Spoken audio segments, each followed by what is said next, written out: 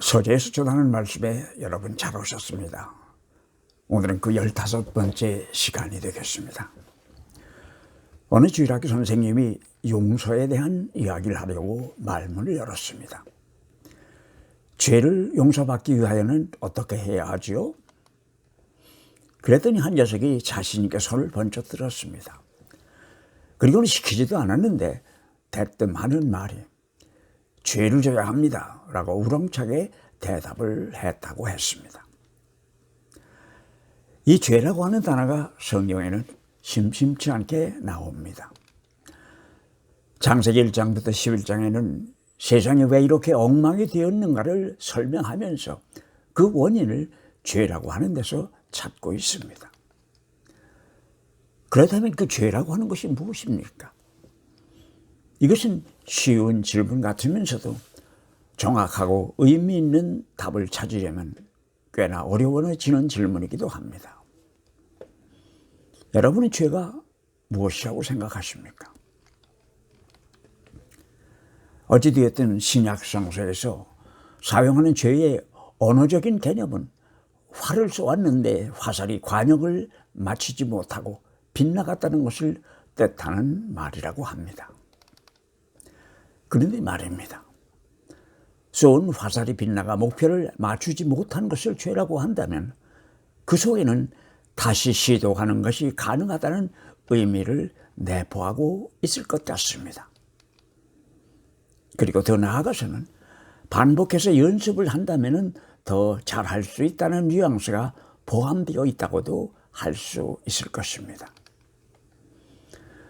오늘은 사무엘하 11장과 12장에 나오는 다윗과 밧세바의 이야기를 통하여서 죄와 용서에 대한 이야기를 5단계로 나누어서 생각해 보았으면 합니다. 그 첫 번째 단계는 잘못을 저지르는 단계입니다. 아마 그런 의미에서 본다면 서두에서 말씀드린 주일학교 사내 녀석이 정답을 이야기했다고 할 수 있겠습니다.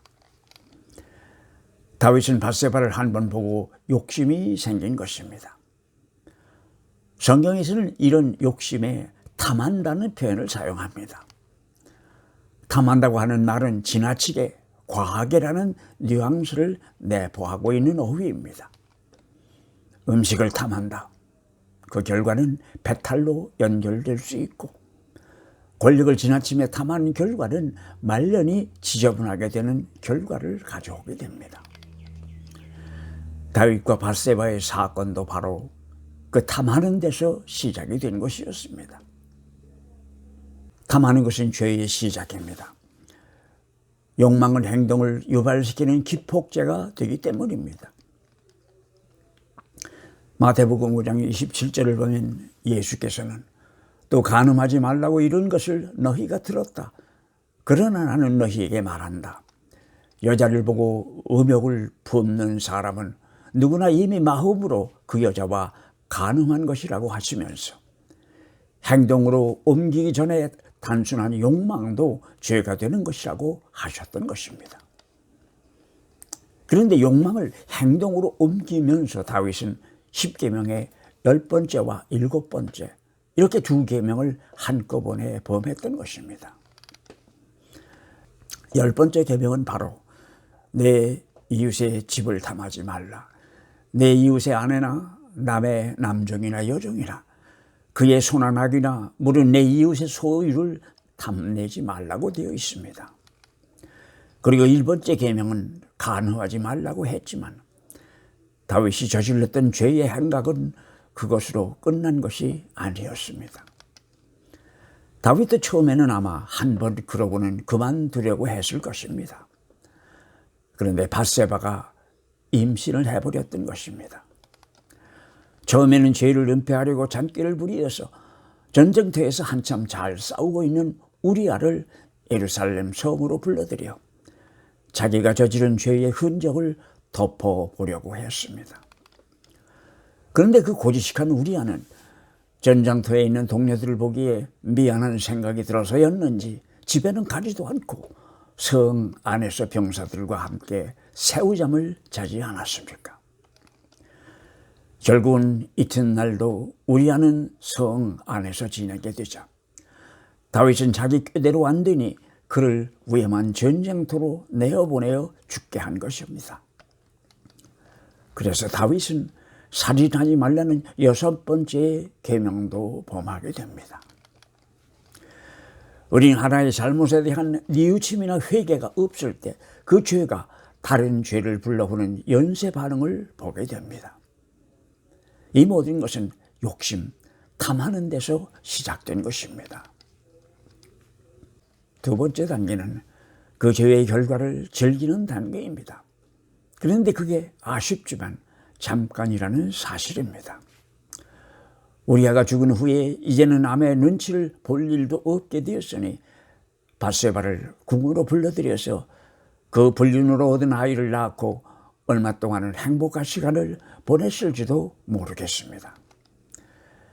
그러나 다윗도 때로는 밧세바의 남편 우리아에 대하여 미안하다는 생각을 했을 것입니다. 그러나 한편 다윗은 이렇게 아름다운 밧세바가 우리아와 같은 필부에게는 어울리지 않는 여인이라고 생각을 하면서 딴에는 죄책감을 지워보려고 스스로를 위로했을지도 모릅니다. 그리고 그 세 번째 단계는 잃어버렸던 뒤를 다시 생각하며 괴로워하는 순간을 맞는 것입니다. 다윗의 경우는 선지자 나단이 찾아와서 하나님을 대신하여 그의 잘못을 지적해 줍니다. 대개의 경우 죄를 인식하고 깨닫는 순간은 다윗의 경우처럼 그렇게 극적인 것은 아니지만은 선지자 대신에 우리 속에 있는 양심이라는 것이 나단의 역할을 담당해 줍니다.